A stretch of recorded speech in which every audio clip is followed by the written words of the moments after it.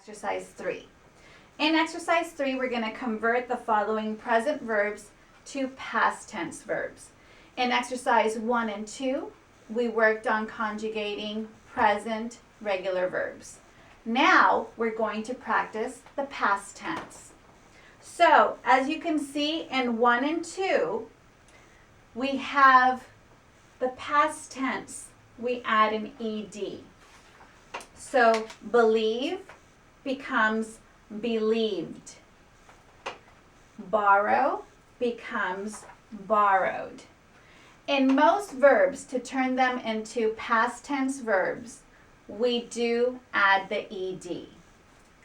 There are exceptions with irregular past tense verbs, but we are not going to focus on those. We are going to focus on specific present tense verbs that we add ed as the rule. Bump becomes bumped.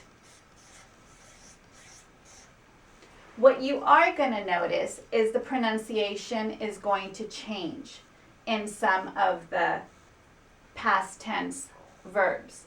Believed sounds like a D at the end. Believed.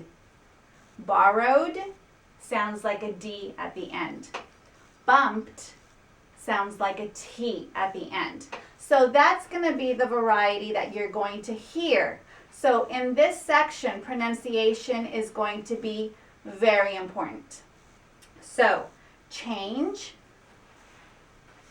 all we do is add the ed, and it turns into changed. Check, again we add the ed,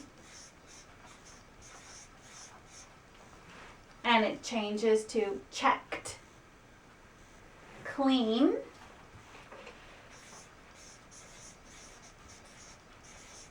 we add the ed, and it turns into cleaned.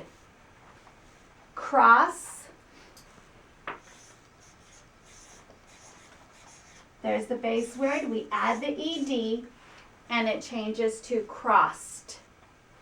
So again, you could see that in all the past tense verbs, we add the ed. The only thing that changes is the pronunciation. Believed, borrowed, bumped, changed, checked, cleaned, crossed.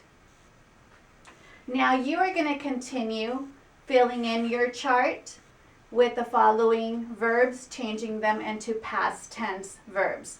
So as you continue your practice with the following exercises, let me remind you that you could always go back to the beginning of this module and revisit the 3 rules of changing a present tense verb into a past tense verb.